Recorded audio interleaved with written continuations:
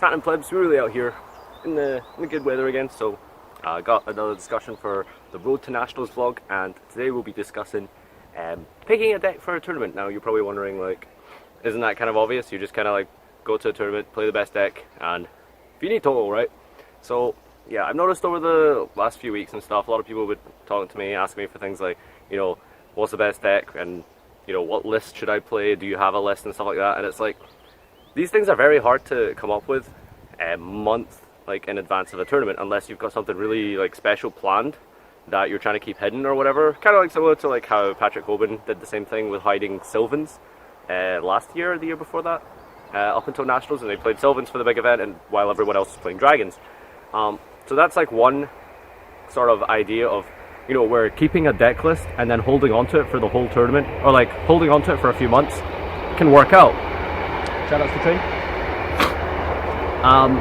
But yeah, so to keep things really simple, you know, when you pick a deck for a tournament, you shouldn't like go into a tournament thinking to yourself, okay, let's say for example I have locals tomorrow, right?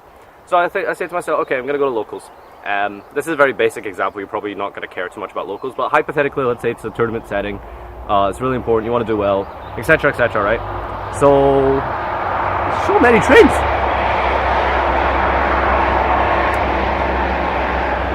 So let's say you go to a tournament and you arrive, you have your Cosmo deck fully built, ready to go, and you see that everyone is playing Monarchs, for example, right?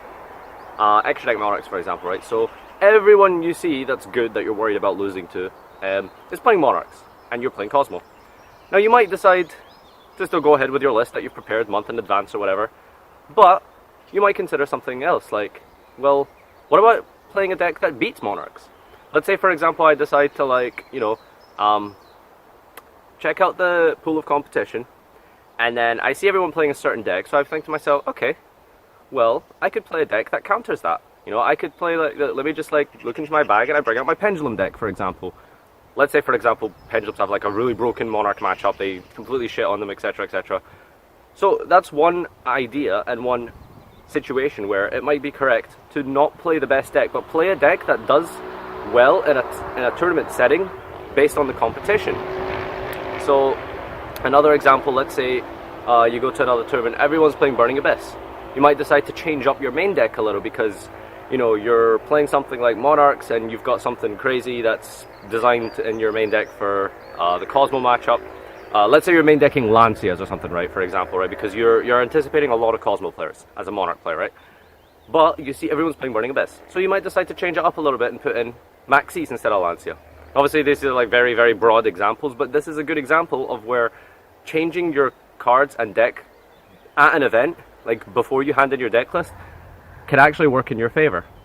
So, where am I going with this? Well, when it comes to picking a tournament-ready deck and picking a deck that's going to win a tournament, it's not as simple as saying I'm going to take this best deck and I'm going to have the best, highest ceiling and I'm going to do well with it. Because you need to also take in consideration that people will be trying to play around that best deck and they'll play like cards that beat that deck. And you don't want to be playing against something that beats that, like, consistently. You know, if I'm taking Cosmo and I see everyone's playing Monarchs, I might decide to like change up like on the day. Another example, of course, so we have our Nationals in about 3 weeks or something, right? Now I could easily, you know, I'm saying to myself right just now, okay, I'm taking Cosmo, I'm going to do well with Cosmo because it has the highest ceiling, does the most unfair things. But another example is there's a lot of big tournaments between now and our Nationals. We have a massive YCS in America, YCS Providence, and obviously American meta is going to influence, you know, the whole world because they have so many frequent events. So that's one example where, you know, I could sit here for 3 weeks with my deck and then suddenly YCS Providence happens like a week before our national event, and I might have to completely change up my deck because, you know, I want to get an edge, I have to beat the competition. If I'm taking something that everyone has like seen on a list like a week before, they're going to like play around that, they're going to like build it, you know what I mean? We have an ARG today, for example. That's going to help define the meta going forward as well. A lot of people will pick up lists from this ARG happening today in Charlotte, and they'll play those decks. And then you as a player, you can't just sit there with the same deck that you built, you know, a month ago and think, you know, it's going to do well because you worked so hard on it, you learned all the combos. It's not that simple. So you have to adjust for the shifting metagame. This is something that Patrick Hoban talks about in his book. Shoutouts to Road of the Pleb. But yeah, that's kind of like the main point I wanted to address today, which is, you know, a very simple question: what deck do I play for a tournament? So in my case, what deck do I play for Nationals? Well, between now and Nationals, it's actually very hard for me to just settle on a deck. Never mind like settle on a list, specifically what build I'm playing. Because I need to be able to see like the competition. I need to be able to see how other players are defining the meta, how other players are going forward and taking ideas from elsewhere, or how other players are going to actually, you know, have decks built for the tournament ready. Because I might arrive at Nationals and I see everyone's playing certain cards that like hurt me so much, and last minute change I might decide to change a deck. Now a lot of people might be really against this because, for example, they say like, oh no, you should never change a deck last minute. That's like the worst thing you can do. It is true, there will be biases if you've done testing like the night before in your hotel, and you start to think to yourself, oh God, I really hate Maxi, I keep drawing it for my 6th card, it's so dead after turn 1. That's a type of bias that shouldn't influence your deck list. But there are other times where influencing your deck list is a good thing, and it's something that you need to adapt and play around. Like with all the examples I gave of tournaments influencing the meta, depending on the pool of players that you see at a big event that you're worried about, you know, you could be scouting the top tables, or, well, not really top tables because then the event has started. You could be scouting like all the best players at that tournament and decide, well, if all these players are playing X deck, then I need to sort of go back to my own table, change my deck list up a bit, and put in cards that I think are going to help me beat those better players. You know what I mean? So that's pretty much the main point I wanted to highlight today. If you guys have watched this far, give me a hashtag decklist. That's hashtag decklist in the comment section, so I know you've watched this far.